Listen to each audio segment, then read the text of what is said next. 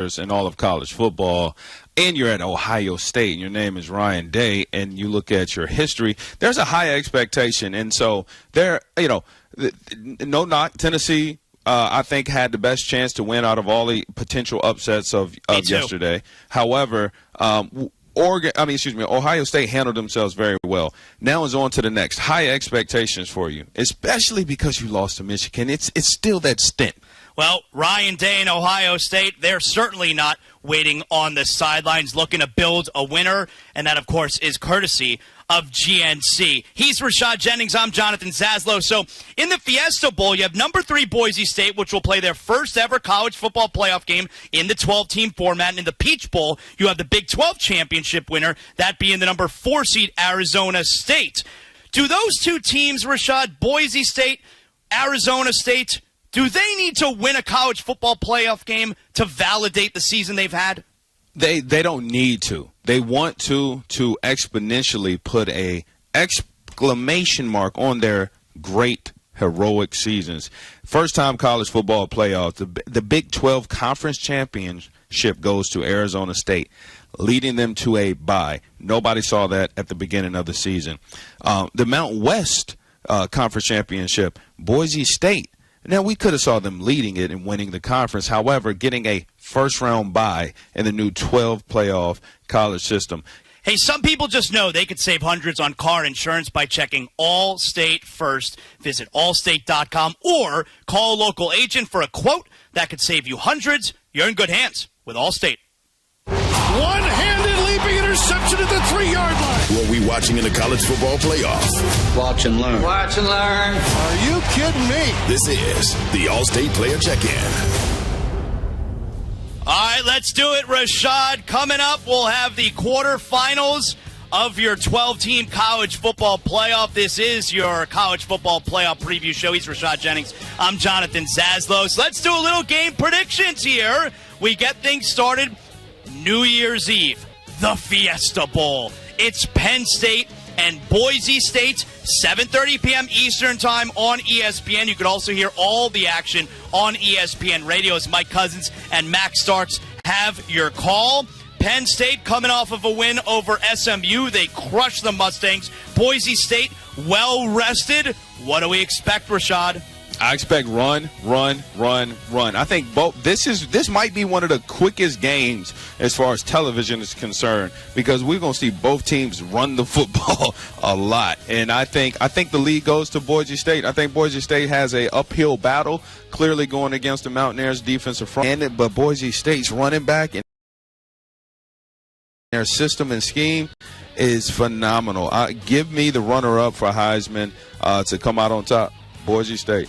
Boise State's only loss this year is at Oregon. So we'll all be able to focus on the Fiesta Bowl. We'll go to sleep. We will wake up on New Year's Day with a triple header of college football playoff action beginning at 1 p.m. Eastern on ESPN and ESPN Radio. The Peach Bowl, featuring Texas, coming off of a win over Clemson at home. College football playoff home game. They take on the Big 12 champion Arizona State, who won their final 6 games of the season, including the Big 12 championship. What are we expecting, Rashad? What I expect right here is a lot of great defense by Texas. I mean, they got one of the top 3 defenses in all of college football right now. And they're finding themselves on offense a lot, Zaz. A lot of offenses coming out of the Texans' offensive side of the ball right now. But Arizona State, I think they got Scatterboo, who's just breaking everybody's tackles. Listen, offensive coordinators over there, Arizona State, they draw up a play and they say, hey, look, Scatterboo, you get the ball, go right, make him miss, and score. That's their strategy right now. Can that happen against Texas? I don't see it. I do not see it. But if they can get that ground game going in Arizona State, I think it could be trouble for Texas. But Anish Shroff and Andre Ware will have your call right here on ESPN Radio and the ESPN app. New Year's Day, 5 p.m. Eastern Time. Of course, we're talking about the Rose Bowl, Ohio State, Oregon. The Ducks have not lost a single game this year. Mark Kestisher and Kelly Stopper on the call on ESPN Radio. Who you got, Rashad? This is a good one, man. You know what? I'm a toss up. I think it could go either way. I think it's whoever scored first, honestly, in this type of atmosphere. You can catch all the lines for all of these games on ESPN Bet. And finishing out the quarterfinals of the 12-team college football playoff, 8:45 p.m. Eastern, January 1st, it's Notre Dame and Georgia, the Sugar Bowl. Tom Hart and Jordan Rogers on the call right here on ESPN Radio and the ESPN app. For me, Rashad, this is the one, and it's apropos that it's the final game. This is the one that I'm looking forward to most. Oh, no doubt about it, man. And Georgia's obviously been playing well. I think they're going to be playing even better now that they don't have their quarterback in Carson Beck. They have to lean on the rest of their team. Notre Dame's been playing outstanding ever since they took that loss. Unfortunate for them. They had a chance to go to undefeated this year.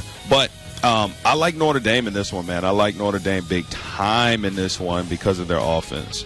And that is the Sugar Bowl, 8:45 p.m. Eastern on ESPN and right here on ESPN Radio. Those are our 4 college football playoff quarterfinal matchups. ESPN Radio is presented by Progressive Insurance. Round out your protection with life, phone, and pet health insurance. Rashad will do this again when we have the semifinals set in the college football playoff. You've been listening to the college football playoff preview show right here on ESPN Radio and the ESPN app. Hey, it's Evan Cohen from Unsportsmanlike, and I just wanted to wish everyone a happy and healthy holiday and a happy new year. And a reminder to tune into Unsportsmanlike every weekday morning at 6 a.m. Eastern right here on ESPN Radio, ESPN2, and ESPNU.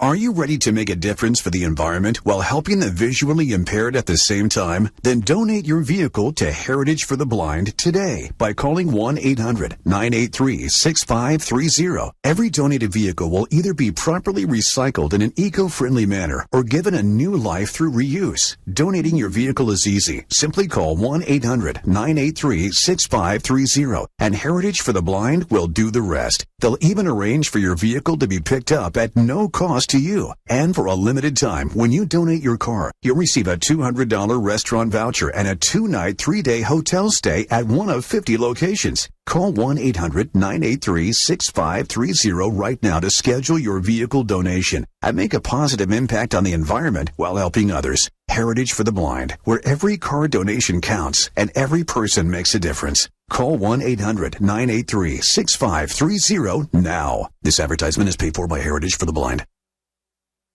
This is Freddie and Harry. Jeff in Cleveland. Man, y'all guys, man, I swear, man, it is amazing, man, how much y'all guys love and much joy y'all bring to people. Harry Douglas, you's a maniac. You said a PP man. Harry, you a fool, man. You said a PP man. Stand up. Man, y'all guys, man, I swear y'all the best in the world. Check out more from Freddie and Harry weekdays at 3 Eastern on ESPN Radio and the ESPN app. Evan, Canty, and Michelle are Un's 5 bowl games, including the college football playoff and national championship game. Touchdown! The electricity, the atmosphere. Caught at the 5 and into the end zone! This is why you do what you do. Bowl season continues Monday with the Trans-Perfect Music City Bowl. Coverage begins at 2 Eastern on ESPN Radio and ESPN. It's the beauty of college football. The last Monday Night Football of 2024 is upon us. Jared Goff and the Lions are out for redemption as they head to San Francisco for an NFC Championship rematch. Who had that on the bingo card? Touchdown Lions! As Brock Purdy and the 49ers look to make a statement and take down Detroit once again. He's gone. Touchdown 49ers. Lions 49ers. Monday at 8 p.m. Eastern on ESPN and ABC. It's Harry Lyles Jr., today's host of the College Game Day podcast. On the latest episode, Pete Thamel, Heather Dinich, and I talk about the 12-team playoff and the games we're looking forward to in the quarterfinal. Tune into College Game Day wherever you get your podcasts.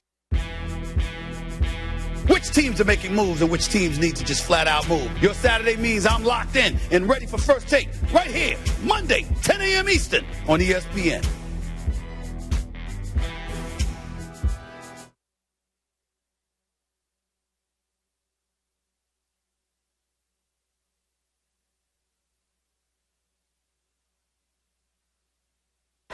This is SportsCenter. I'm Marty Hausberger. The Rams are up 13-9 on Arizona. 2:01 to go in that game. Cardinals trying to keep L.A. from clinching a playoff spot. We're driving a bit, but L.A.'s Cameron Kinchins intercepts a Kyler Murray heave at the goal line. The Cardinals do have the ball back at their own 36. T. Higgins took over in overtime to lead Cincinnati to a wild 30-24 win over Denver. Higgins caught a 31-yard pass to set up the winning touchdown. The Bengals trying to win it from the 3-yard line of Denver. Burrow looking to throw. His pass, it is caught by T. Higgins. Touchdown! It's over. Bengals! And the final playoff spot in the AFC will not be decided until the final week of the regular season. ESPN 1530. Higgins hauled in 11 balls for 131 yards and 3 touchdowns. Since he still needs a lot to happen next week to get in, the Broncos win against a Chiefs team that will probably rest its stars, and they take that last spot. The Chargers pummeled New England 40-7 to secure a postseason spot after sitting last year. Colorado may have the Heisman Trophy winner and expected top NFL draft picks, but BYU took it to the Buffaloes and their stars in the Valero Alamo Bowl tonight. 3rd and 3. They hand it off to Moa right up the gut for a touchdown. Almost untouched. A 13-yard score. And BYU is up 26-0. George Sedano on ESPN Radio. Cougars win 36-14. Hey, what's up? Aaron Goldhammer coming up Monday on Sportsmanlike. We are getting closer and closer to the NFL playoffs, but we're going to tell you which contenders we believe in the least. It's on Sportsmanlike, 6 a.m. Eastern, ESPN Radio, ESPN2, and ESPNU.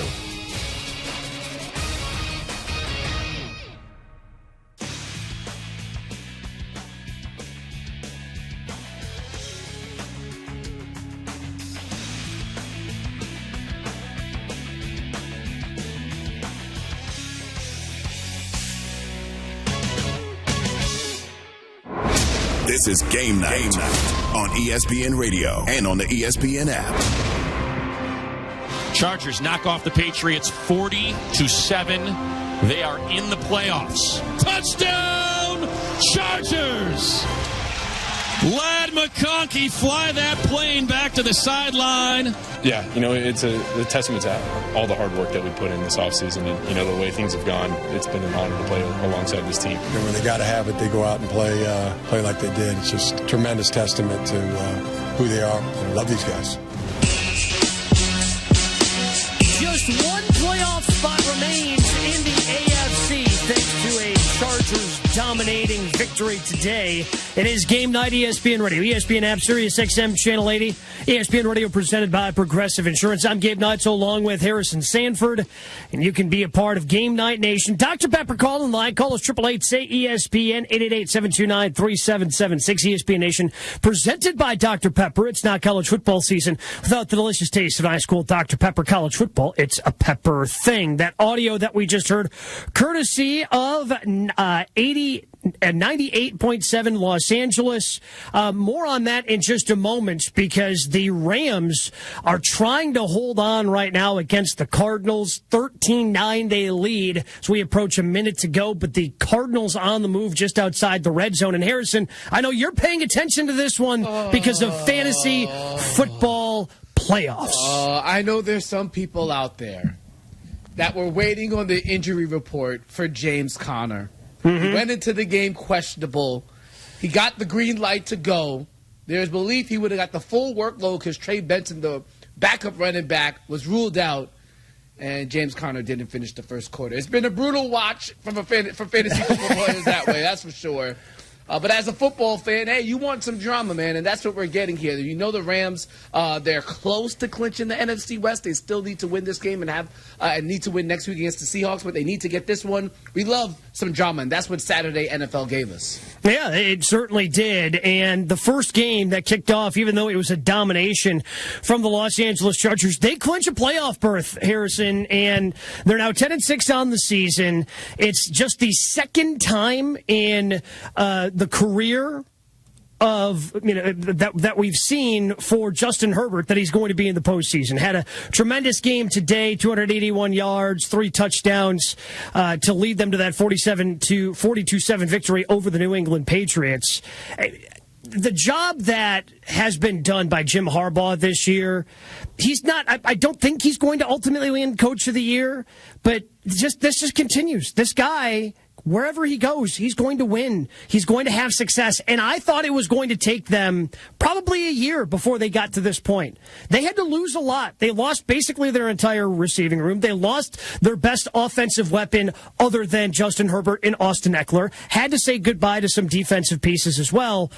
Doesn't matter for Jim Harbaugh. He comes in, double-digit wins. They're going to the postseason. And they look great. And the thing about the Chargers right now, they're getting better week to week. They got J.K. Dobbins back this week, and that was definitely help against the New England Patriots today, as he was part of the charge that led them. He had 76 yards his first game back coming off of the IR. But what I really like in my concern going into the season for the Chargers, as I initially started to watch them, the passing volume was so low for Justin Herbert. And I said, hey, guys, this is a at least a top 10 quarterback in the league. We're so used to him airing it out. And then because they were relying on J.K. Dobbins and that running game and ball control, time of possession type of style, I was worried if they would find the passing volume to really outscore teams when they needed to. Well, hello, Lad McConkey, and hello, Justin Herbert, because over the past 2 weeks, Herbert's had over 280 passing yards. Lad McConkey has looked like one of the best rookies in the NFL, one of the best players in the slot in terms of wide receiver position. This team, it has some duality to it now, and obviously with Jim Harbaugh as head coach, has a modicum of discipline that you'll need as well. I'm very impressed by what I've seen from them, and I'll tell you this, Gabe, they can go into any stadium. They can go into any stadium and win a playoff game. I would not be surprised. In my opinion, Herbert is that good, and they've opened up this offense to have some duality now. They're scary. Speaking of Justin Herbert, he was talking about that team's playoff berth after the game at his press conference. Yeah, it's a testament to all the hard work that we put in this offseason, and the way things have gone, it's been an honor to play alongside this team, and we had a huge opportunity tonight, and we went out and took it. And that's exactly what they did. And I'm with you. I think that they could give a team trouble. Now, the problem with the AFC is you have the Bills and the Ravens occupying that likely the 2 and 3 spot. There is a chance that Baltimore falls out of that 3 spot, and Pittsburgh, if they lose, Pittsburgh wins. They could flop and end up Pittsburgh being champions of that AFC North. But if you're a team in the AFC, you want to get to that 5 seed, and that's still in the cards for the Chargers, because going on the road to the Houston Texans, I think the Chargers would relish a potential opportunity going on the road and walking away with a playoff victory. And for Herbert, making good after having that huge postseason lead a couple of seasons ago before they threw that away against the Jacksonville Jaguars. Don't remind him about that one. That was a brutal loss for the Chargers. But with that being said, I think that ain't happening. Hey, that ain't happening with Jim Harbaugh, head coach. I'll tell you that right now. No way, because he makes his team run the ball. They have one of the best ball control offenses in the NFL, and I think that's the key to why they've been so successful. Now, their defensive numbers were impressive to start the season, and then we've kind of seen them tail off a bit, giving up 27 points to the Denver Broncos a couple of weeks ago. But for the most part this season, they've been solid there. And even when you mentioned the Buffalo Bills, when you mentioned the Baltimore Ravens, I'm looking at this team and I say, against the Buffalo Bills with J.K. Dobbins, they can run the ball. Against the Baltimore Ravens with Herbert, they can throw the ball. And we know those are two weaknesses of those two teams. There is no perfect team in this NFL. There is always a leak. And I think Justin Herbert and company can expose the leak. They have a chance, that's for sure. Quick update on that Rams-Cardinals game. There appeared to be an interception by the Rams. However, it is, which would seal the game, by the way, but it is under further review. We'll continue to update you on that. Just finish the game. You just don't want to see any more potential Marvin Harrison Jr.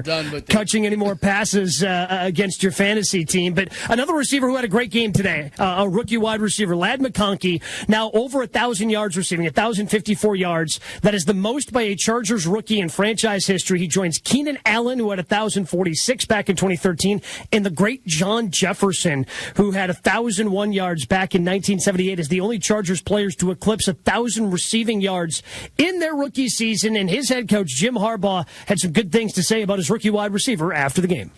He's been an incredible teammate. I mean, he's been humble and hungry, from day one. He's a mighty man. He's a football player. Great to see him. There's been a lot of great receivers, in Chargers history to set the rookie receiving record. Just phenomenal. Yeah, and he's been a big part of their success, as you mentioned, as they try to, be one of these teams that is going to be a force to be reckoned with. Again, tough to do in the AFC because I think there is a line of demarcation after the Bills, after the Ravens. But, again, you have a quarterback like that, a head coach like that. You are not to be taken lightly, even if you are going on the road. You got a quarterback, you have a chance. That's what the NFL is about. And Justin Herbert, in my opinion, is one of those guys. We also have to remember that Will Dissly, their tight end, was able to come back after missing the past 2 games as well. So they're getting a target back in him. And if they can just hold, I know Ladd McConkey is great, but if there are other guys can just hold on to the ball, this offense can be even more dynamic. Heard it during the broadcast today. They are one of the worst teams in terms of drops in the NFL. Over 25 drops so far this season. They hold on to the ball. They're able to run the ball. With that defense making plays with Bosa and Derwin James, anybody is liable to take a loss to them. They're that good in my opinion. The interception has been upheld in the Rams-Cardinals game. The only issue is the intercepting player slid out of the end zone and into the field of play. So the ball is down at the 1-yard line, and the Rams are trying to quarterback sneak their way into having a little bit of space and forcing the Cardinals to use their final timeouts and avoid any sort of situation where there's a safety, and then they got to kick it back to the Cardinals. So it seems to be over, Harrison, but it's not quite all over in that game against the Rams as they try to pick up their 10th win of the season. An ugly game, but it would be a good win for the Rams to get to 10-6. Shout out to the Arizona Cardinals because they got eliminated from the playoffs last week in an inexcusable loss in Carolina. But they came to fight today under Jonathan Gannon. James Conner, despite the injury, tried to make it out there. Good fight from them. This game should be over. But as you pointed out with the Rams, the job, in the words of Kobe Bryant, job not done. They still got to hit the Seahawks next week. Seahawks, who are very disappointing in their 6-3 win over the Bears on Thursday. I don't even want to get. We don't need to talk about that. Don't get me started. No, we don't need to talk about that. They don't want us talking about that. The NFL doesn't want us talking about that. I think everybody's just best served if we forget what happened on Thursday night this week. ESPN. It was from Christmas Day to Thursday Night Football. There were some duds, and then the NFL said, "All right, guys, we got you. We got you covered today." Well, yeah, we got a great game in overtime earlier. We'll talk about that in a second. But first, ESPN Radio presented by Progressive Insurance. What do your home and auto have in common? They're yours, and Progressive protects them both. Bundle and save today at Progressive.com. Does the Bengals playoff push put Joe Burrow in the MVP race, especially after another great performance from him and a thrilling victory? We discuss. It's game night on ESPN Radio and the ESPN app. This week on Football Sunday on ESPN Radio. Looking for Allen. He's got it. Touchdown, Bills. Josh Allen and the Buffalo Bills. Aaron Rodgers and the New York Jets. Rodgers toward the goal line. Caught. Touchdown. Head-to-head in Orchard Park. The Jets at the Bills. Coverage begins tomorrow at noon Eastern on select ESPN radio stations. Every 40 seconds, a child is reported missing. That's 2,000 children every single day. It's a heart-wrenching reality that we can no longer ignore. Find the Children is a non-profit organization dedicated to helping find missing kids. You can be a part of their mission by donating your unwanted vehicle, running or not. Call 1-800-294-0222. We guarantee that you will receive the maximum tax deduction. We provide fast, free pickup with 24-hour response. Call 1-800-294-0222. Find the Children provides crucial resources to help find missing children and educational materials to teach kids how to recognize and avoid predators. Our recovery programs have a proven track record of reuniting kids with their families. It's time to act. Donate your unwanted or unused car. Help us build a world where every child is safe. Pick up the phone and call 1-800-294-0222. 0222. Together, we can bring these kids home safely. This advertisement was paid for in partnership with Cars R Us and Find the Children. Hey guys, Kevin Clark from This Is Football Podcast, Momar Productions. This week, Dan Orlovsky joins me to break down all of the Week 16 action and looking ahead to Week 17. That's This Is Football, wherever you get your podcast. Which teams are making moves and which teams need to just flat out move? Your Saturday means I'm locked in and ready for First Take right here, Monday, 10 a.m. Eastern on ESPN. You could just watch ESPN, but why not tap in? Tap into all your sports in one spot with the ESPN app. Tap into articles, analysis, and content with ESPN Plus. Tap into who's who and who should be in your lineup with ESPN Fantasy. What a monster week we saw. Tap into every, all the, and never miss the breaking news. Because once you tap in, you're tapped in. ESPN. Bam! Amber and Ian. Dan Lanning, head coach of the Ducks, here with us on ESPN Radio. Oregon is undefeated. They're number one, yet they get the winner of Ohio State, Tennessee. People are saying that that's a flaw in this system. How do you feel? What an opportunity, man. We get a chance to go play some of the best teams in the nation, and it's not supposed to be easy to get to a national championship, but that's the furthest thing from my mind right now. Like, I'm focused on what's next for us. Amber and Ian, weeknights at 7 Eastern on ESPN Radio. It's bowl season on ESPN Radio. 25 bowl games, including the college football playoff and national championship game. Touchdown! The electricity, the atmosphere. At the 5 and into the end zone! This is why you do what you do. Bowl season continues Monday with a Trans-Perfect Music City Bowl. Coverage begins at 2 Eastern on ESPN Radio and ESPN. It's the beauty of college football.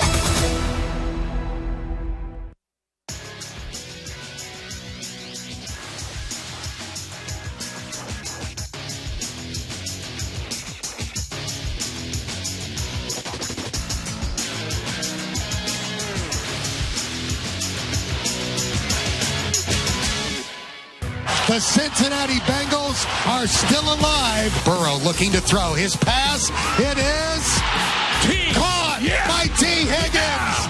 Touchdown, It's over. Bengals. I don't know that anybody can stand on the field and watch Joe Burrow and say he's not the best player in the world, you know, and then you can transfer that argument to Jamar Chase as well, you know, and you can argue those two to death. We know we can hang with anybody. We've proven that this year. We've played every single team close.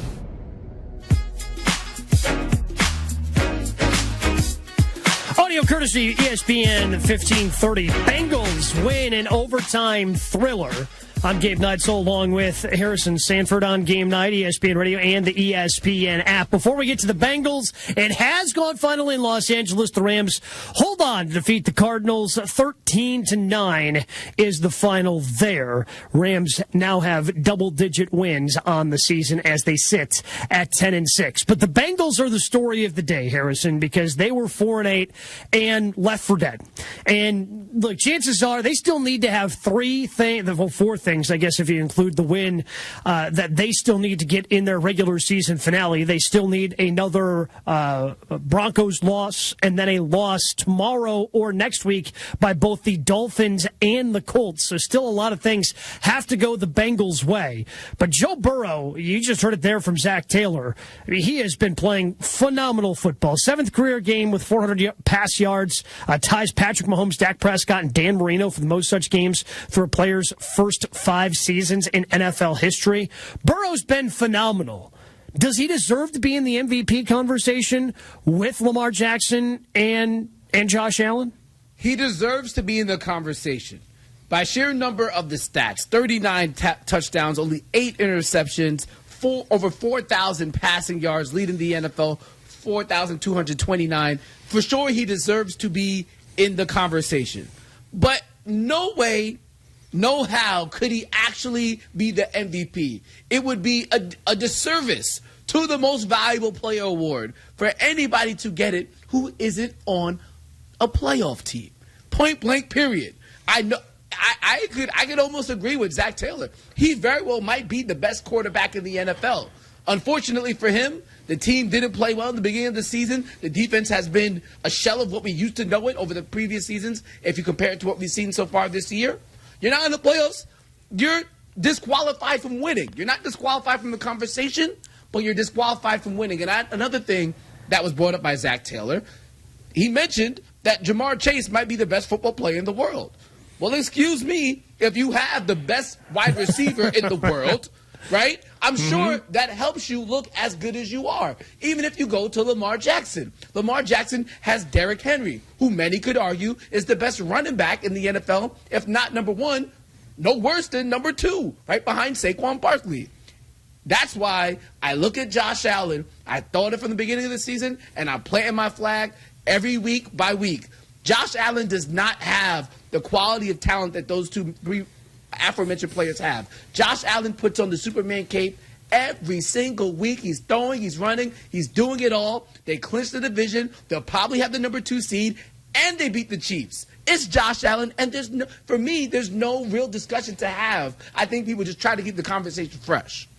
I mean, Lamar's having an unbelievable year. For a 2-time MVP to have his best passing season of his career certainly deserves to be in the conversation. But I can't even look if Joe Burrow if you want to put Joe Burrow in the MVP conversation, fine. But don't. I can't do if they make the playoffs, maybe he should win it. I can't do that because guess what? Like Joe Burrow's a really good player, whether or not the Colts lose a game down the stretch, right? Like that's where you got to put him in there if they make the playoffs. That's where it gets lost on me because Joe Burrow is really good, whether or not the Dolphins lose tomorrow, and then the Colts lose next week, and then the Denver Broncos lose next week as well. Like, so many things still have to fall in line. It's all out of his hands. All he can, and let's be honest, a lot of it's been out of his hands this year anyway because he's put up unbelievable numbers. He's got the most touchdown passes in the NFL, and his defense has let him down this year. There's no way around that. They've lost every shootout they've been in because their defense can't stop a nosebleed right now. And look, Joe Burrow's really good, but I don't subscribe to this. Well, if they make the playoffs, I think he's got an interesting case because no, man, like if this was a win and in situation for Joe Burrow in Cincinnati next week, I could maybe see it. But because so many things still have to fall their way, like Joe Burrow's this good, regardless of all the extenuating circumstances around Cincinnati. And I would say this, too. The sheer fact that they're even in this position, I can't give him the MVP because of that. Now, yes, his defense has failed him, but I go back to earlier in the season. Remember, back at Paycor Stadium, the stadium that the naming rights of the stadium were made so Joe Burrow can get that contract. Back at Paycor Stadium, they were taking on the Baltimore Ravens. When they were taking on the Baltimore Ravens, they went to overtime. I remember it was they had to settle for a field goal because they weren't confident in getting a 1-yard field. They weren't confident in getting 1 yard. Evan McPherson misses the field goal. Bengals go out and win. There's been some times during this season, yes, Joe Burrow's been great, but there are some wins that have been left on the table. And that one sticks out in my mind, obviously, because it was against the Baltimore Ravens. He's been great, but again, if you're in this predicament, the one you're in now, where we're seeing the Broncos in the playoffs, where we're seeing the Chargers in the playoffs, where we're seeing the Pittsburgh Steelers in the playoffs, and the Bengals are scrapping to get in, need help to get in, nah, I'm sorry, can't do it. I can admit Joe Burrow might be the best quarterback in the league, or one of the best, for sure, undoubtedly, and he could be in the conversation, but he absolutely cannot win the MVP award. No way. And look, I mean, it's when they've stepped up to tougher competition, they just haven't been able to come through, and almost didn't come through today. This is the first playoff team that they've beaten. Or potential, I guess I can't say a playoff team because the Broncos aren't in officially, but they are holding that, they're occupying that number 7 spot. They are a team that is a playoff caliber team, and it's the only playoff caliber team that they've beaten this year. I mean, and the road to this 4-game winning streak, they've beaten the Cowboys, Titans, Browns, and now the Broncos. I mean, so 3 teams that have been eliminated for a long time. I'm saying that I don't think it's a guarantee they beat the Steelers on the road next week. They just lost 44-38. That's a team we just watched struggle to score points with Russell Wilson and going to the point where after they played on Christmas, well, I mean, okay, what's going on with the Steelers? What's going on? No, last time they played, they gave up 44 points. The Steelers put up 44 on Cincinnati in Cincinnati. So with this whole Bengal thing, it's been entertaining. And if they get in, like, that's a team Buffalo is hoping, sitting there in the number 2, they don't have to see Joe Burrow come to Orchard Park in a couple of weeks to kick off the postseason. They'd much rather see Denver or Miami or Indianapolis. But at the same time, I don't think it's a foregone conclusion that the first leg of the 4 things that they need to happens next week, because this defense just is going to give up a bunch of points. It's a shame. It's a shame when I look at this Bengals thing, because at the end of the day, I don't think they make it. I think the Chiefs are going to lay down. The Broncos will probably still end up getting in as they take on the Chiefs next week. But I will say this. I thought this was the season for the Bengals to capitalize. Remember, last year they had a bad record, so the way the NFL adjusts the schedules, if you're one of the lower seeds in the division, you get a easier schedule. I thought that was going to be a factor. And then you look at the fact that Jamar Chase is out for money, T. Higgins is out for money. I thought this was going to be their best chance potentially in this shortened Joe Burrow window to get into the playoffs, maybe get to AFC Championship, maybe get back to the Super Bowl. But it does not look like it's going to happen, unfortunately. The defense is part of the reason. The slow start to the season is part of the reason. And it's all unfortunate because I don't know if they're even able to bring back T. Higgins next year. Yeah. And they better be ready to pay Jamar Chase. That's for sure. I think I look at the Bengals the same way I look at Alabama missing out on the college football playoff. Like, yeah, you're really good. You probably would have scared some people, but don't lose 24-3. Like, you can't open up the season with a loss to the New England Patriots. You are one of the 3 wins that the Patriots have had all season long. Like, you just can't do that. You can't do it. And so if you would have won that game, your chances of making the postseason a whole heck of a lot higher. So I don't feel sorry for you. I don't feel sorry for Zach Taylor or Joe Burrow or Jamar Chase, because you scored 10 points in that game. You scored 10 points against a Patriots team that we know is not any good. We're going to continue to talk about the Bengals with Ben Baby, ESPN NFL Nation Bengals reporter next. It's Game Night on ESPN Radio. Hey, it's your resident Super Bowl champ, Chris Canty from Unsportsmanlike, and I just want to wish everyone a happy and healthy holiday season. And Happy New Year. And reminder, tune in to Unsportsmanlike every weekday morning starting at 6 right here on ESPN Radio, ESPN2, and ESPNU. If you have ever thought about remodeling your bathroom but were worried it would take too long or cost too much, then stop worrying. Right now, Jacuzzi Bath Remodel has designed a collection of high-quality custom products and perfected the one-day remodeling experience so you can enjoy your new bathroom faster than ever before. It's a worry-free bath remodel from the most trusted brand name in the business, Jacuzzi. A jacuzzi bath system fits in your existing tub space. It's a no-mess installation with an amazing style selection, factory-certified installers, and a limited lifetime warranty. Call 800-717-4599. That's 800-717-4599 right now and get 50% off installation with no interest and no payments for 12 months. Replace that old bathtub today with a walk-in shower for a safer bathing experience. If you have lived in your home for over 15 years, it's time to remodel your bathroom. For a virtual or in-home appointment, call 800-717-4599. That's 800-717-4599. 800-717-4599. Which teams are making moves and which teams need to just flat out move? Your Saturday means I'm locked in and ready for First Take right here, Monday, 10 a.m. Eastern on ESPN.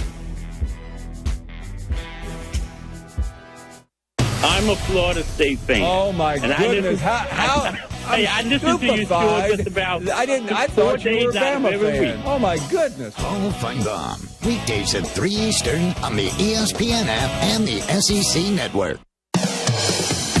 Central Division rivals clash on ESPN Hockey Night. Dallas. Definitely a playoff team. There's no question about it. And its stars. Duchesne scores! Odger kept it out! Jason Robertson! Travel to the Windy City to face Connor Bedard and the Blackhawks. He's the heartbeat of this team. Bedard with a shot, he scores! That's hockey. ESPN Hockey Night presented by Expedia. Stars Blackhawks at 8:30 Eastern, Sunday on ESPN. It's bowl season on ESPN Radio. 25 bowl games, including the college football playoff and national championship game. Touchdown! The electricity, the atmosphere. This is why you do what you do. Bowl season continues Monday with the Trans-Perfect Music City Bowl. Coverage begins at 2 Eastern on ESPN Radio and ESPN. It's the beauty of college football. You could just watch ESPN, but why not tap in? Tap into all your sports in one spot with the ESPN app. Tap into articles, analysis, and content with ESPN Plus. Tap into who's who and who should be in your lineup with ESPN Fantasy. What a monster week we saw. Tap into every, all the, and never miss the breaking news. Because once you tap in, you're tapped in. ESPN. Bam!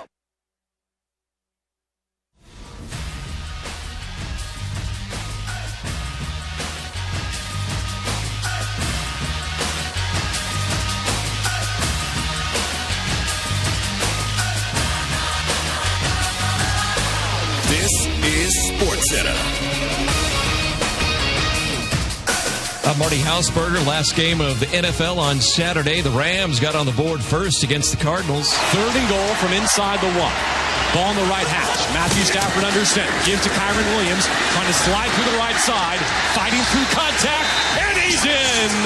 Kyron Williams, the battering Ram, punches it in. 7-10, ESPN LA. The Rams never trailed, getting field goals from there on out to secure a playoff berth with a 13-9 win over Arizona. The Cardinals had 2 chances at the end of the game to win it, but Kyler Murray was picked off both times at the goal line. Also in, LA's other team, the Chargers. The Bolts secure a postseason spot by embarrassing the Patriots 40-7. The Bengals overcame a late Broncos touchdown that forced overtime and a missed short field goal attempt in OT to beat Denver 30-24. The Bengals win it on a 3-yard toss from Joe Burrow to T. Higgins, who caught all of Joe Cool's 3 TDs. 8 players, 5 from East Carolina and 3 from North Carolina State, tossed for fighting in the waning minutes of the Military Bowl, won by the Pirates 26-21. At the Valero Alamo Bowl on ESPN Radio, BYU got it done on the ground, through the air, and on special teams. Kingston, he's going to field it and run. He's at the 40, 45, right up the gut. Has a huge hole on the left side. He's in Colorado territory. He may go down the sidelines at the 10, 5, touchdown. Parker Kingston with George Sedano on ESPN Radio. The Cougars thrash Colorado 36-14. Jalen Brunson puts in 55. The Knicks beat Washington in overtime. Hey, what's up? Aaron Goldhammer here, and coming up Monday on Sportsmanlike, we're going to get you set for the quarterfinals of the college football playoff, which teams are going to be advancing and who is going home. It's on Sportsmanlike, 6 a.m. Eastern, ESPN Radio, ESPN2, and ESPNU. The Cincinnati Bengals are still alive. Burrow looking to throw. His pass, it is caught by T. Higgins. I don't know that anybody can stand on the field and watch Joe Burrow and say he's not the best player in the world.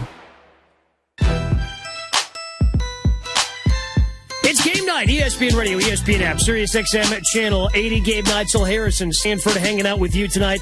And as always, ESPN Radio is presented by Progressive Insurance. It was a wild game earlier tonight. The Bengals survive in overtime, 30-24 over the Broncos to keep their playoff hopes alive. And ESPN NFL Nation Bengals reporter Ben Baby joins us right now to help us break down the game, Ben. And when Cade York joinked that 33-yarder off the upright in overtime, did you think that the Bengals season was over? Yeah, I'll be honest. I thought the Bengals season was over like 3 weeks ago, so anything surprising. And it's funny because guys, when they went to 4-8, I mean, they weren't technically eliminated, but everyone talked about this season being over. There wasn't any talk of, oh, yeah, we still got a shot. I think they understood how tough the deck was stacked against them. And then sure enough, they've been able to go out and now win 4 straight games, pick up their first win over a team with a winning record. And to do it in this kind of manner, definitely unexpected. But the Bengals feel like they're still in the playoff chase, but they know they need a lot of help in Week 18. Zach Taylor made some questionable decisions, in my opinion, Ben, when it came down to going for it on multiple fourth downs. And then towards the end of regulation, there's a situation where they could have ran out the clock and kicked the game-winning field goal. Instead, they scored the touchdown. What did Zach Taylor have to say about some of the time management concerns that a lot of people were having towards the game? Yeah, I think that this year they've been aggressive on fourth downs. We've seen it be successful in various spots. And when you look at it, the fourth down in the fourth quarter that they went on ultimately was very crucial because getting 7 points in that situation ended up being a reason why that game went to overtime in the first place, and the Broncos didn't win it down the stretch. But in terms of what happened when Chase Brown got hurt at the 1 yard line, Chase said he was trying to slide there at the end, and that's when he sprained his ankle. And whenever that happened, Taylor told us in the post-game press conference that changed their plan. They were going to go down and try to kill the clock and then get the field goal at the end of regulation. But then when they had to burn a timeout, that kind of changed what they were going to do from there on out. So that injury kind of predicated that late-game situation. And then I asked them after the Cade York missed it, I said, was there any thought about, we're kicking the field goal again? And he kind of smiled and said, "We won, so I don't have to answer that question." So I think that made his decision there at the end. Goodness. Ben Baby, ESPN NFL Nation Bengals reporter, joining us here on Game Night, ESPN Radio and the ESPN app, along with Harrison Sanford. I'm Gabe Neitzel. Is this the best football you've seen Joe Burrow play? Absolutely, without a doubt. I actually kind of told him that on the side on Friday, and I said, watching him this year, you can definitely tell. I think some players. You'll see it. I think people talk about wanting to be great, and Joe, week in and week out, I think definitely this year you've seen him really pursue that and really be about that. And, for him to play through the wrist injury, which a lot of people did not know, even him, didn't know how he was going to look coming off that. No pitcher, no quarterback he could find coming back from that. Took some big hits tonight dealing with the knee issue. He hung in there and he made the conscious decision that, he was going to have to take some hits, hold on to the ball, but to try to get some extra time against a very good Denver front. I believe he was sacked, I want to say, around 6 or 7 times tonight. But he did what they needed to do, and guys in the locker room feel like he's played at an MVP caliber. And when you look at his numbers, quite frankly, I thought earlier in his career he probably did not. I think the height probably was a little over what he produced on the field. This year, there's no question about it. Third in QBR going into this game. First in touchdowns thrown, first in passing yards in the league, and tonight, he's one of the main reasons why the Bengals were able to keep those playoff hopes alive. There is some chatter about Joe Burrow being the MVP if the team makes it to the playoffs, but in order for that to happen, they would also need the Denver Broncos to lose next week against the Kansas City Chiefs. Unfortunately, it doesn't seem like the Kansas City Chiefs are going to be bringing their full starters for that matchup. Was there any chatter about the Chiefs and what their plans might be going forward, and maybe any egging on of their rivals to do the job and give them a chance? Yeah, no, there was no talk about that. And it's not just them. They need Miami to lose at least once and Indianapolis to lose once. And I think that knowing all of that is why a few weeks ago, nobody's really talking about it. But then over the last couple of weeks, I've heard more players coming and talking to me about it. And, coming into this game, I said on SportsCenter this morning, Andre Yosebosh told me that everybody knows kind of what's at stake going into this one. But on top of playing for the playoffs, they're playing for pride as well. And now, with that shot going into Week 18, I think, if everyone's being honest in that locker room, I didn't think they thought this would be possible to close the season out.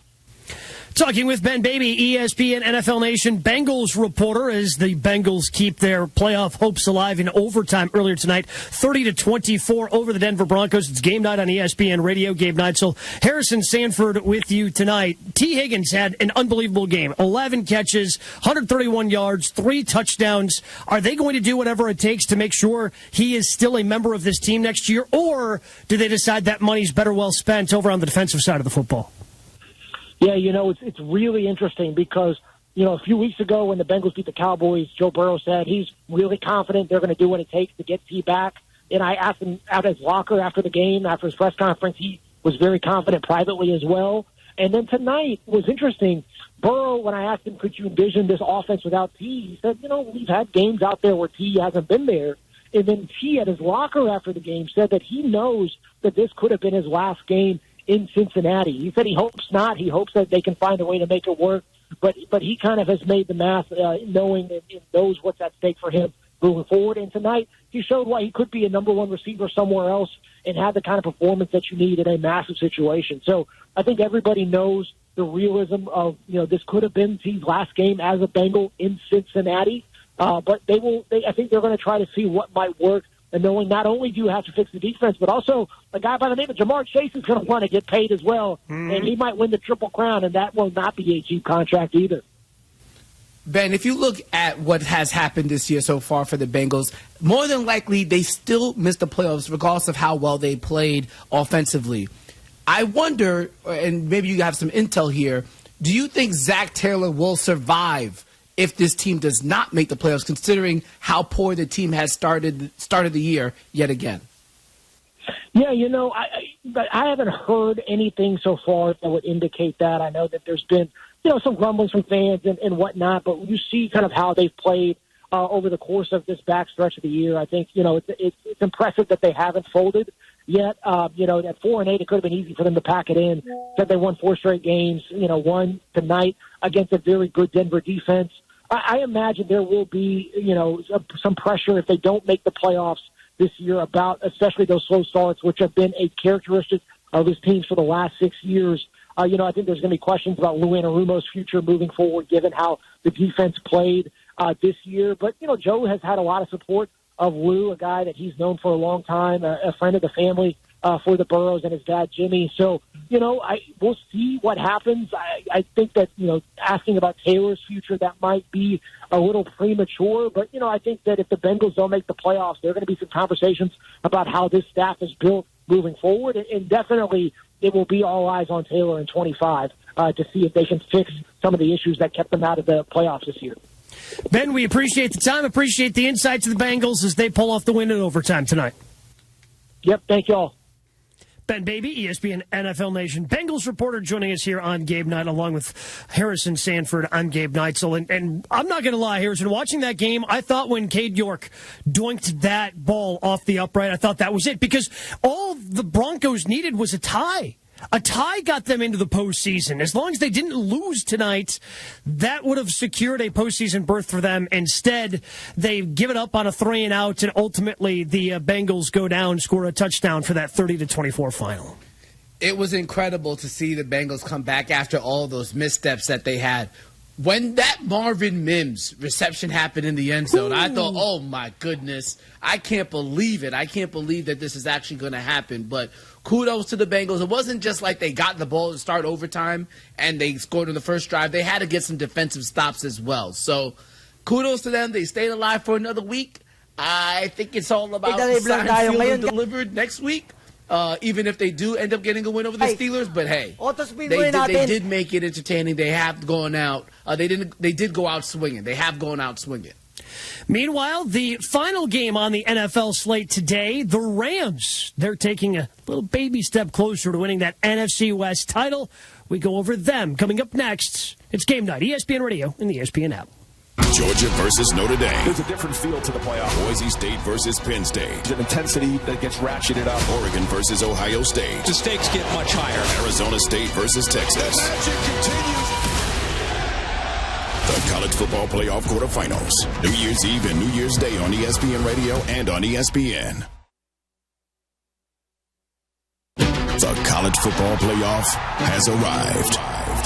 Georgia versus Notre Dame. There's a different feel to the playoff. Boise State versus Penn State. The stakes get much higher. Oregon versus Ohio State. There's intensity that gets ratcheted up. Arizona State versus Texas. The magic continues. Wow! The college football playoff quarterfinals. You can feel the electricity. New Year's Eve and New Year's Day on ESPN Radio and on ESPN. The last Monday Night Football of 2024 is upon us. Jared Goff and the Lions are out for redemption as they head to San Francisco for an NFC Championship rematch. Who had that on the bingo card? Touchdown Lions! As Brock Purdy and the 49ers look to make a statement and take down Detroit once again. He's gone! Touchdown 49ers! Lions 49ers. Monday at 8 p.m. Eastern on ESPN and ABC.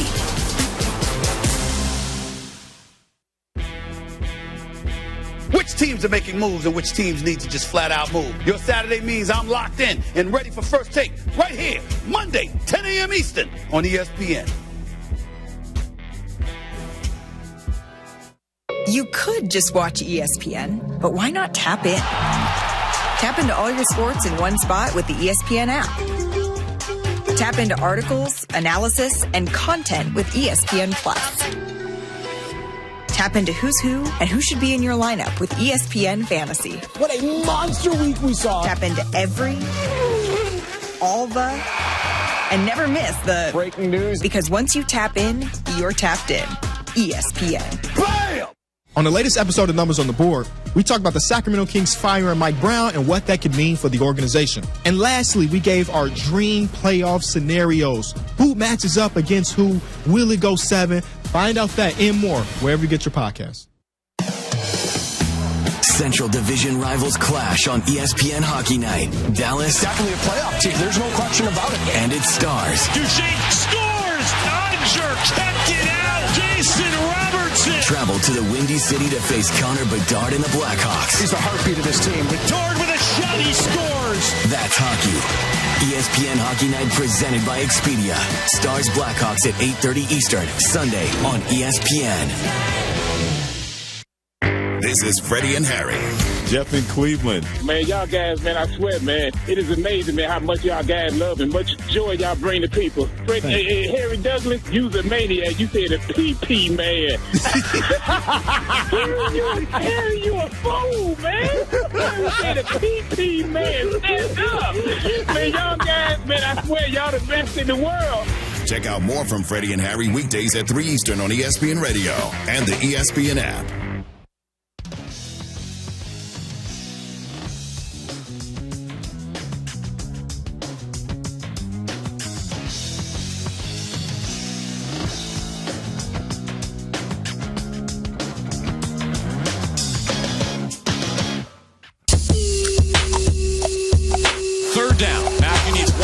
Snap, he puts a knee down, he's got it, the Rams win.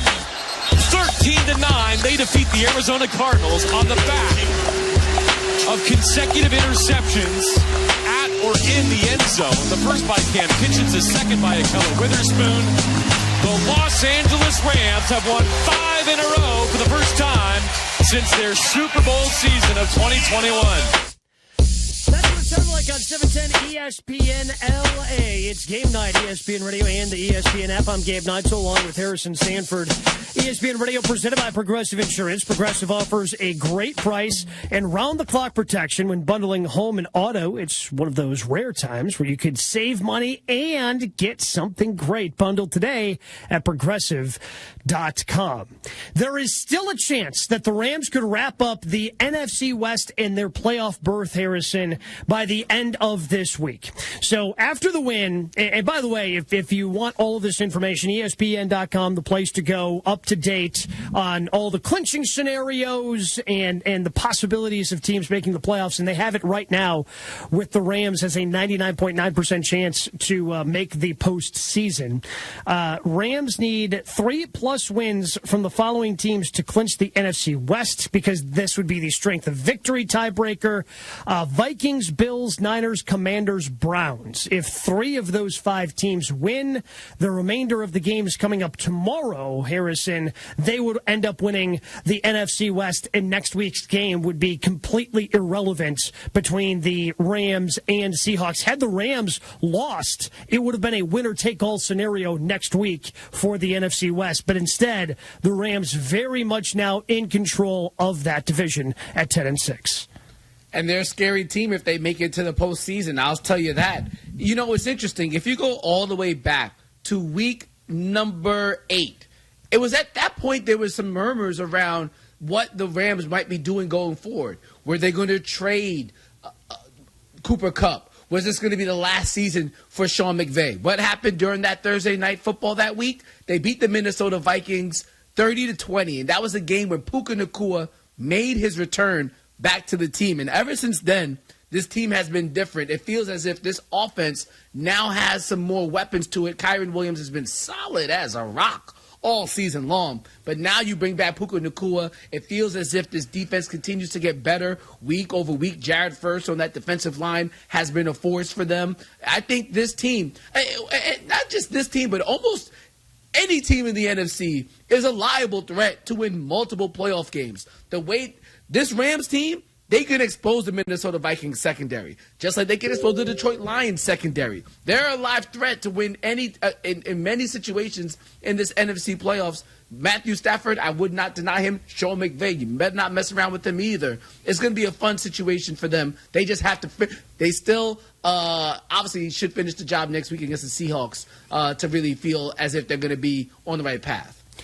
It's a situation where I'm with you. The NFC feels a lot deeper than the AFC does to me. And a lot of that has to do with how beat up the Lions are on defense and the number of injuries they had. If they were half as healthy, I guess, if half the names that are on the IR right now were back, and I'm not even including Aiden Hutchinson, who's been out for so much of the season, I feel like it would be a different feeling with the Lions. We just don't quite know what that defense is going to look like with all the different injuries they had. Yes, they looked good against the Chicago Bears last time out, but I mean, who hasn't looked good against the Chicago Bears? On defense. Well, defensively, they look fine. They were fine defensively. Yes. But I think everybody's still trying to figure out what the Lions are going to look like. Certainly, the Eagles, to me, are the most complete team in the NFC. They've got a pretty good defense, a lot of weapons on that offense. But as we saw last week against the Commanders, there are certain things that you can also do to take advantage of them. There's no perfect team in the NFL. I think that's what's going to make this postseason so good. And I think this is where coaching is really going to come into a factor and just straight up execution. Because I could look at every single team in the NFC and I could tell you how they can be beat. It's just a matter of if that team can execute that game plan that's going to allow them to be successful. Like, for example, we talked about the Rams. You go back to their win earlier this season against the Minnesota Vikings. Minnesota Vikings, bottom 5 in terms of passing yards allowed. What happens if Matthew Stafford goes into Minnesota and gets a 10-point lead in the first half? Does that take the Minnesota Vikings out of the game script? Same thing now with the Detroit Lions. They are so reliant on the blitz. Aaron Glenn, top 5 blitz percentage ever since Aiden Hutchinson has gone to the IR and been done for the rest of the regular season. What happens if you go against a Jordan Love or any other quarterback that could potentially break down that blitz and take advantage of that with the dink and dunk game with the screens to the running back? Any team is liable to get beat. I'm super excited for the playoffs. It's going to be a fun one. Here's the problem with what you just said, Harrison. Hit me. I mean, it just you make it seem like now the Chiefs. I know you didn't say this, but when I hear you say, "Man, it's wide open. It's going to come down to coaching, and it's going to," that just means the Chiefs are winning the whole thing again, right? That just means the Chiefs are winning the whole thing. If it's that wide open and it comes down to who's your coach and who's your quarterback, well, guess what? The Chiefs are in. And by the way, I think the Chiefs are in a great spot anyway, having the bye in the AFC, and they're going to be number 1. They're not going to have to go through the Ravens and Bills. They're going to have to go through the Ravens or the Bills, who will have to go to Kansas City. Which again, I look at those 3 teams at the top of the AFC, and I would take those 3 over the field. I don't know if there are a combination of 3 teams I would take over the field in the NFC because there are some good teams, but they do have the flaws. Like you pointed out, with Minnesota, who knows what Sam Darnold's like in the postseason? He's never played in a playoff game. Who knows? The Packers are beat up pretty, on defense, and their cornerbacks can certainly give up a number of yards. You mentioned the Lions, how beat up they are. Like in the NFC, it just becomes a lot more interesting because also the quarterbacks in the NFC. When we're talking about the teams from the AFC, the 3 teams that have separated themselves to me are the 3 teams with the best quarterbacks. Joe Burrow's probably not making it, so the 3 best quarterbacks, or probably the 3 best quarterbacks in the league, are the ones who are going to fight it out in the AFC. To me, the quarterback play, and there's been some really good quarterback play in the NFC, it's just so much closer between Goff and what Sam Darnold has done, and Jalen Hurts and Jordan Love, and then you've got a guy like Stafford who's been there, who's done that. It's just so wide open, and Daniels, who's never played in a playoff game, but he's so dangerous dangerous. He's going to be the offensive rookie of the year. I feel like the quarterback play is so much tighter in the NFC, which makes it that much more interesting when you start trying to figure out who's going to represent that conference in New Orleans in the middle of February. I feel like the only quarterback that you wouldn't have confidence in winning a game probably is going to be Michael Penix. And we're not even sure if they're going to make the playoffs. Yep. Because they could very well lose to the Commanders on Sunday Night Football, and Baker Mayfield and the Tampa Bay Buccaneers find their way back into that seat. And obviously Baker Mayfield has a modicum of history in the playoffs. So nothing is safe in the NFL, in that NFC. So to make it fascinating. And if Baker gets in, like, Baker's as dangerous as any of them. Now, I don't think Baker's dangerous over the course of 3 games for the Buccaneers to reach a Super Bowl. But in one game, like, we've seen Baker be able to put together, again, the issue with Baker is, can he be consistent enough over a stretch to get you as far as you need to go? But if you just need one game, especially in the opening round, Baker can go off for 4 touchdowns, 300-plus yards, and absolutely light up any of those defenses. And that's if the Buccaneers were to make it over the Falcons, which I do think is a high probability, that just makes the NFC that much deeper. What a shame, speaking of the Falcons, what a shame that Kirk Cousins, with the team on the brink of fighting for the playoffs, actually had to get sat for a rookie quarterback. Like, okay, I totally understand that it was time to go to Michael Penix, but what a sad state of affairs that with the playoffs on the line, the best course of action for Raheem Morris is to sit their veteran quarterback and give Michael Penix his first starts of his NFL career during the major stretch of the season to clinch a playoff spot. If that isn't an indictment on Kirk Cousins, I don't know what is. It's incredible to me. Oh, yeah. The crazy part about that is if they make the playoffs, if the Falcons win their next 2 games, career start number 4 for Michael Penix Jr. is going to be starting in a home game, and not because of an injury. Right? Like we've seen other quarterbacks be forced into opportunities because of injuries. I think everybody thinks of Nick Foles. Granted, it wasn't a rookie, but Nick Foles wasn't expected to be the quarterback of the Philadelphia Eagles when they won the Super Bowl handful of years ago. So we've seen that with injury. But Kirk Cousins isn't injured. Penix is just in there because they didn't have any better options. Incredible. And they had to go, get in there, kid. Hopefully it works out. Hopefully you're better than the 10-year veteran that we just paid big bank to in the offseason. I know it's 1 game, but he was. I know you were playing the Giants, but it's not like you were playing a murderer's row during the 4-game losing streak, and even the game that Kirk Cousins won where he didn't play well. To me, that was certainly the right decision. We hear from the Rams after the win next. It's Game Night on ESPN Radio. Hey, it's Evan Cohen from Unsportsmanlike, and I just wanted to wish everyone a happy and healthy holiday and a happy new year. And a reminder to tune into Unsportsmanlike every weekday morning at 6 a.m. Eastern right here on ESPN Radio, ESPN2, and ESPNU.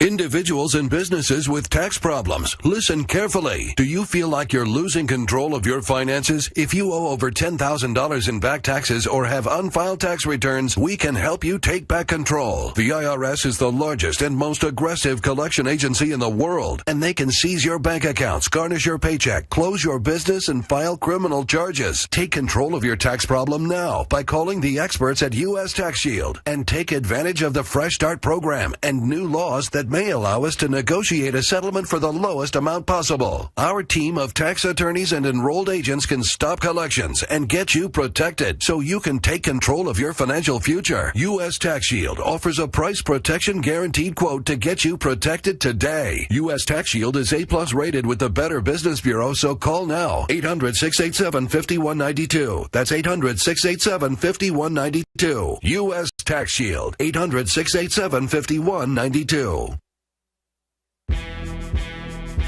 Which teams are making moves and which teams need to just flat out move? Your Saturday means I'm locked in and ready for First Take right here, Monday, 10 a.m. Eastern on ESPN. It's Larry from Shelby, previously on the Paul Feinbaum Show. Jim is next for